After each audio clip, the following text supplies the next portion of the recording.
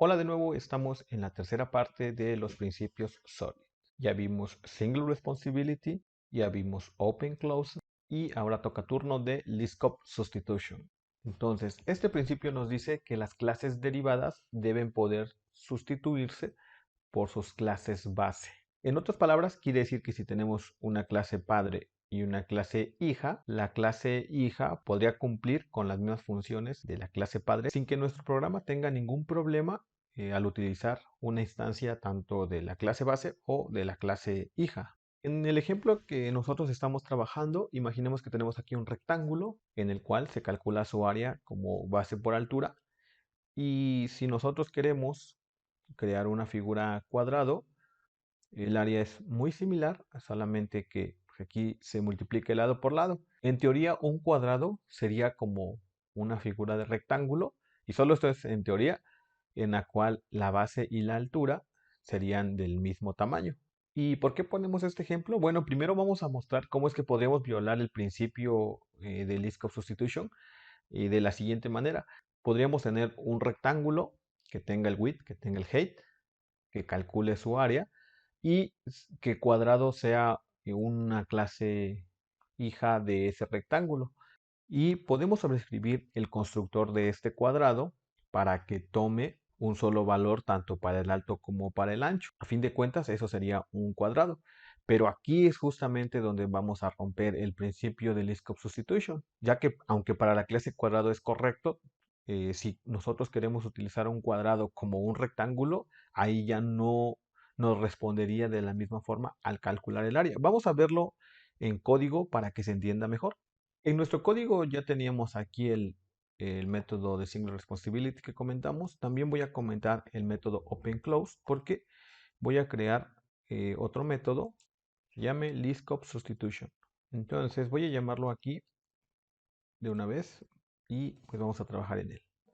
Vamos a ir a la clase rectángulo y aquí tenemos un width y aquí tenemos un height. Vamos a crear un constructor que reciba precisamente un doble width y un doble height. Aquí se los vamos a pasar así y también el height se lo vamos a pasar así. Hasta ahí todo correcto. Después rectángulo nos va a marcar un error porque no hay ningún constructor que sea vacío. Pues vamos a hacerlo aquí, nada más para cumplir con esos requerimientos. Y de esta manera pues ya no debería de fallar este método. Como sea, vamos a ocultarlo, no vamos a trabajar en él. Rectángulo ya está. Vamos a crear un rectángulo 1, que sea igual a new rectángulo y vamos a pasarle el width y el height 20 por 10 y luego vamos a imprimir el área y ahí lo tenemos.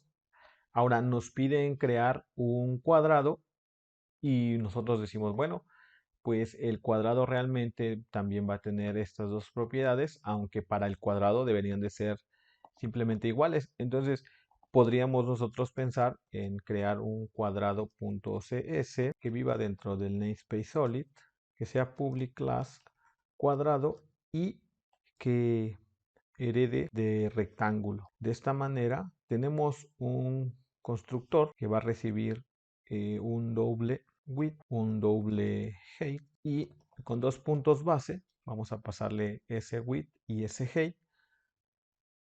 De esta manera no hace falta que nuestro cuadrado tenga width ni height porque nosotros sabemos que al heredar de rectángulo ya hereda también esas propiedades. Por lo tanto, podemos decir que this.width va a ser igual al width que venga y para que este cuadrado funcione como cuadrado vamos a decirle que el height sea también igual al width.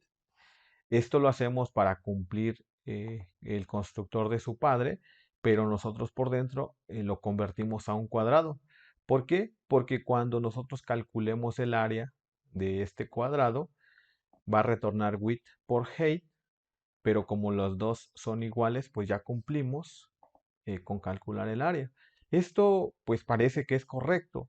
Y si hacemos lo siguiente, si tenemos un cuadrado y luego hacemos un cuadrado 1 igual a new cuadrado, este nos va a pedir, por ejemplo, voy a ponerle 10 y 30.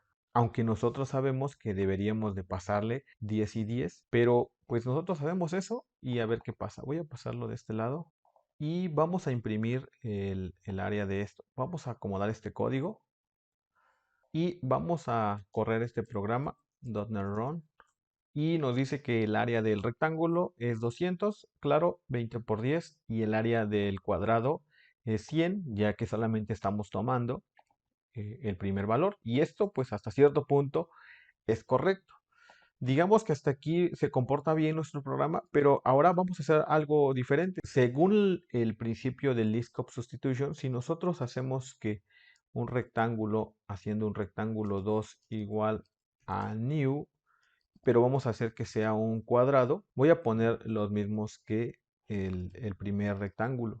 El principio Liskov nos dice que una clase hija podría o debería de comportarse igual que su clase padre, que es rectángulo, pero vamos a ver si esto es cierto.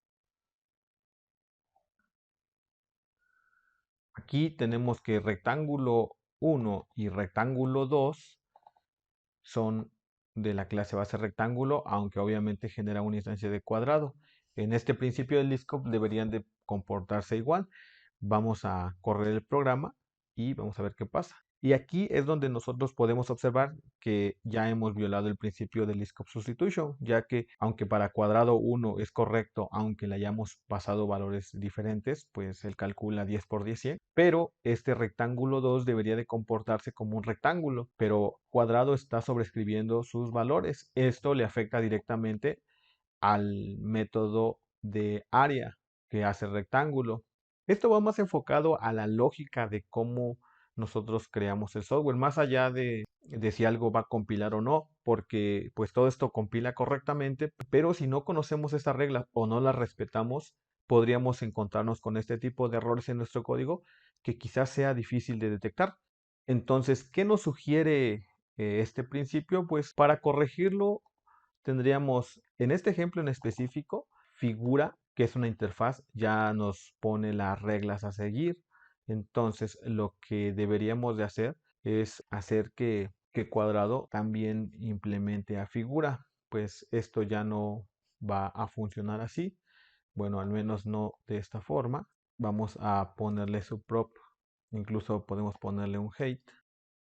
Esto nos va a decir que necesita el método de área y aquí vamos a retornar a width por height.